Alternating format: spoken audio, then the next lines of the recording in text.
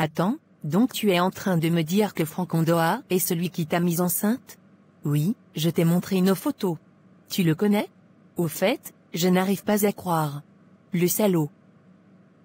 Je le connais très bien, il vit chez ma meilleure amie en France.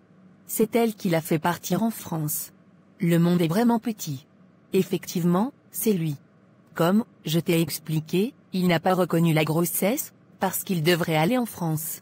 Avec la complicité de sa mère, ils n'ont pas reconnu la grossesse. Aujourd'hui, comme je veux me marier, ils veulent tout faire pour détruire mon mariage. Tu n'as pas besoin de trop parler, je te crois déjà. Si c'est de Franck Ondoa que nous parlons, c'est un vrai jongleur, un faux type, un gigolo. Et qui est, donc tu es l'une de ses victimes. J'essaye d'ouvrir les yeux de ma copine, elle refuse de me comprendre. J'ai été tellement manipulée dans cette relation, même quand ta copine était venue au pays, il me l'a présentée comme sa tante, je suis même allée cuisiner pour la dame. Donc sa mère savait tout ça. C'est sa mère qui l'encourage à faire ce genre de choses. Même à mon pire ennemi, je ne souhaite pas qu'il tombe sur ce genre de famille. C'est une famille d'arnaqueurs, et ils sont très méchants. Qu'est-ce que je n'ai pas fait pour eux? J'ai tout fait pour eux, mais aujourd'hui ils veulent me détruire. Si réellement, j'ai été sincère avec eux, Dieu fera mon palabre. Le problème est que ton neveu Franck refuse de me comprendre. Ne t'inquiète pas, c'est mon neveu, il m'écoute le plus. Je vais lui parler, parce que celui à qui on a affaire c'est un faux type. Il ne fout rien en Europe là-bas, il passe son temps à coucher avec les femmes seulement. Donc, il trompe aussi ta copine. Bien sûr, comme tout bon Camerounais. Mais, à mon retour je vais régler son cas. Il ne peut pas briser l'avenir d'une fille comme ça.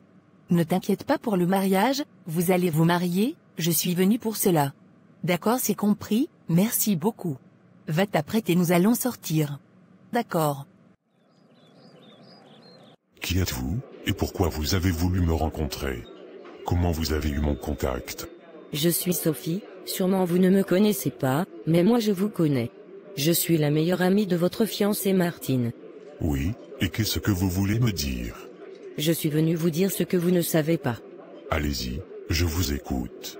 C'est vrai que Martine est ma meilleure amie, mais elle vous a fait certaines choses que je n'ai pas du tout appréciées. Je lui ai demandé d'arrêter cela, mais elle refuse de me comprendre. Au fait, elle vous a menti en disant que la grossesse est pour son ancien fiancé. La grossesse est plutôt pour votre père. Ah bon, vous êtes sérieuse là? Je vous assure, elle se joue à la fille très sainte, pourtant elle n'est pas sérieuse. Ton père, pour protéger son mariage avec ta mère, il a décidé que toi tu l'épouses. Donc sache que l'enfant qu'elle porte appartient à ton père, c'est ton petit frère. Je te conseille de ne pas l'épouser, pour éviter la malédiction. Tu m'as dit que c'est ta meilleure amie. Oui, c'est ma meilleure amie. C'est vraiment ta meilleure amie. Et qui? Oui, c'est ma meilleure amie. Pourquoi tu me racontes tout cela? Parce que tu es quelqu'un de bien, et je n'aime pas l'injustice. Je ne peux pas te laisser te marier avec elle, ce n'est pas une bonne femme, je suis venu pour t'ouvrir les yeux. Ça m'étonne que Martine soit ta meilleure amie, tu ne connais rien en amitié. Même si tu dis la vérité, puisque c'est ta meilleure amie, tu devrais la couvrir, ce n'est pas à toi de me dire cela. Tu n'es pas digne de confiance. En tout cas, j'aimerais que cela reste entre nous, je suis juste venu te mettre en garde. D'accord, c'est compris, merci beaucoup. Sinon tu fais quoi ce week-end? On peut sortir aller prendre un pot ensemble. Désolé, je ne prends pas de pot avec les petites filles, je fais beaucoup attention à mon image. Et qui? C'est qui ta petite fille? Est-ce que tu m'as bien regardé? Même Martine ne m'arrive pas à la cheville. Petite fille de quoi, mon œil? Demoiselle, vous pouvez disposer, merci beaucoup. Tu veux te jouer les gars difficiles? Aucun gars ici à Douala ne peut me résister, je contrôle le terrain.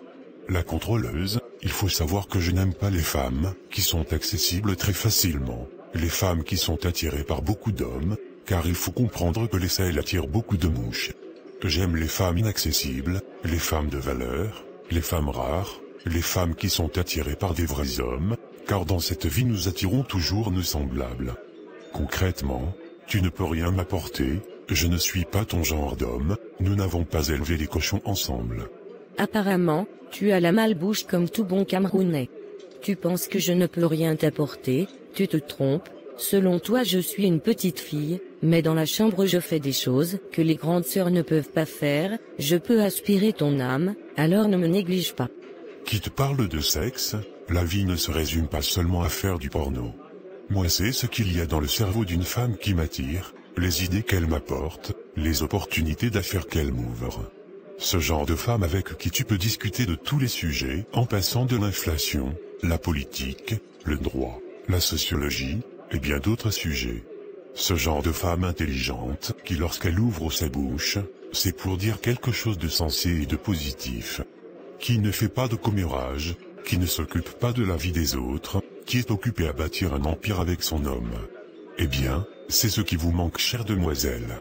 Je suis un sapiosexuel, j'aime les femmes qui peuvent stimuler mon intelligence, et non celles qui peuvent inspirer mon âme au lit. Je ne recherche pas une Mia Khalifa, je recherche plutôt une Michelle Obama. Bonne soirée, demoiselle. Papa, j'aimerais que tu me dises la vérité. C'est toi qui enceintais Martine, ou non? Qu'est-ce que tu racontes? Comment je peux faire ce genre de choses? Alors pourquoi tu veux que je l'épouse? Parce que c'est une bonne femme, elle m'a prouvé qu'elle est différente des autres femmes. Comment vous vous êtes rencontrés? Nous allons parler d'homme à homme. J'ai voulu sortir avec Martine, j'ai insisté, je l'influençais avec de l'argent. Mais elle restait toujours digne, elle n'a jamais accepté ma proposition.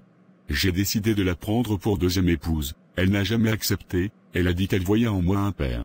Combien de filles ici à Douala ne rêveraient pas de sortir avec moi, mais Martine a fouetté mon ego. J'ai fini par comprendre qu'il faut bien plus que d'argent pour avoir certaines femmes, toutes les femmes ne sont pas influencées par l'argent. Tu peux avoir tout l'argent de ce monde, il y a des femmes qui ne sortiront pas avec toi, parce que ce sont des femmes qui ont des principes et des valeurs. Même devant le plus riche du monde, elles resteront fidèles à leurs principes et valeurs. L'argent te permet d'avoir les femmes de bas gamme, mais pour avoir les femmes de haut de gamme comme Martine, il faut incarner certaines valeurs, certains principes, avoir certaines intelligences. Je peux t'assurer, si tu laisses partir cette femme, tu le regretteras toute ta vie. Un vrai homme sait reconnaître une vraie femme, jusqu'à présent tu ne m'as pas encore prouvé que tu es un vrai homme. Martine te surpasse, parce que Martine est toujours restée fidèle à elle-même, elle s'est toujours battue pour ce qui lui est cher. Toi, à la moindre difficulté, tu décides de tout abandonner, tu penses que c'est ça être un homme? Comme Jacob dans la Bible, il n'a pas renoncé à Rachel, malgré qu'il a été trompé par son oncle Laban, il travailla encore pendant 7 ans pour pouvoir épouser Rachel, car il savait que Rachel n'était pas n'importe quelle femme. Tu dois te battre pour ce que tu veux, et ce que tu aimes. Papa, c'est vraiment compliqué tout ceci. Rien n'est compliqué, tu dois te battre pour ce que tu aimes, c'est la femme que tu vas épouser et non la grossesse. Si la famille prétend que la grossesse leur appartient, après son accouchement vous leur remettez leur enfant, pour qu'ils puissent s'en occuper. Papa, je vais devoir réfléchir. Plus tu mets du temps à réfléchir, plus Martine se détachera de toi, et tu finiras par la perdre. C'est compris. J'aimerais que cette discussion reste entre nous, ta mère ni Martine ne doit le savoir. Tu es un homme, et je t'ai parlé en tant qu'un homme. D'accord, papa. Je suis foutu, c'est tout mon investissement qui vient de partir en fumée. Pourquoi tout ceci n'arrive qu'à moi? Qu'est-ce que j'ai fait pour mériter tout cela? Calme-toi, Martine, s'il n'y a pas eu de perte en vue humaine, c'est le plus important. Ce n'est que de l'argent, tu en trouveras encore. Quand Dieu ferme certaines portes, il en ouvre une autre de bien plus meilleure. Viens, et rentrons à la maison. Tu dois arrêter de pleurer, ce n'est qu'un magasin. Pour toi, c'est un magasin, mais pour moi c'est toute une vie, c'est tout un investissement, c'est plusieurs personnes qui viennent de perdre leur emploi. Comment je ferai pour payer mes fournisseurs? Je comprends ta douleur, si tu as pu le faire, tu peux encore le refaire. Si c'est une question d'argent, tu n'as pas à t'en faire. Tu ne comprends pas ma douleur, sinon tu ne serais pas en train de me poser 1000 questions. D'après les pompiers, ce n'est pas un court-circuit qui serait à l'origine de cet incendie. C'est une personne qui a mis du feu expressément. Quelqu'un te veut du mal actuellement. Je ne sais pas quoi répondre, car je n'en sais rien. De toute façon, tu préfères croire en ce que les autres te racontent. J'ai déjà déposé une plainte à la police, ils vont mener l'enquête, et ils trouveront la personne qui a mis le feu. Puisque tu avais installé une caméra, on pourra s'en servir pour retrouver la personne. Allez, viens te coucher maintenant, tu es assez fatigué comme ça. Je veux rentrer chez moi. Tu veux rentrer pour faire quoi? Qu'est-ce que je fous ici? Tu ne veux plus m'épouser, je dois rentrer chez moi, car je ne suis pas à la recherche d'une famille d'accueil. C'est bien vrai, que tes parents m'apprécient bien, mais ce n'est pas ce que je veux. Ce que je veux, c'est que tu tiennes tes promesses. Tu m'as promis de ne jamais me laisser tomber, mais tu me laisses tomber à chaque difficulté. Tu ne mérites pas mon amour, je ne veux plus me marier avec toi. Je préfère rester seule, et m'occuper de ma grossesse, que d'être avec un homme qui me laissera tomber à chaque difficulté. Le jour que tu seras un homme, tu sais où me trouver. J'aime les hommes qui respectent leurs paroles, je veux juste que tu fasses ce que tu m'as dit auparavant, je ne te demande pas grand-chose. Sois un homme pour une fois dans ta vie. Tu dois contrôler ce que tu me dis. Écoute-moi, je ne t'ai rien demandé, c'est toi-même qui es venu me demander de t'épouser, je t'ai expliqué ma situation, malgré cela tu l'as accepté. En acceptant, tu devrais t'attendre à tout ceci. Mais je peux t'assurer Franck, si je sors de cette maison, tu ne me verras plus jamais. Ça sera fini entre toi et moi. Tu ne peux pas m'intimider, ou me forcer à prendre une décision. Je ne t'intimide pas, d'ailleurs qui peut t'intimider le grand Franck, je te dis juste la vérité. Tu dois te calmer, nous devons nous asseoir pour discuter. Discuter de quoi? Qu'est-ce que tu ne sais pas? Écoute, j'ai assez mal comme ça, n'en rajoute pas. Je pensais qu'avec toi, ça serait différent, mais tu enfonces encore le couteau dans la plaie. Je suis désolé, calme-toi, viens dans mes bras.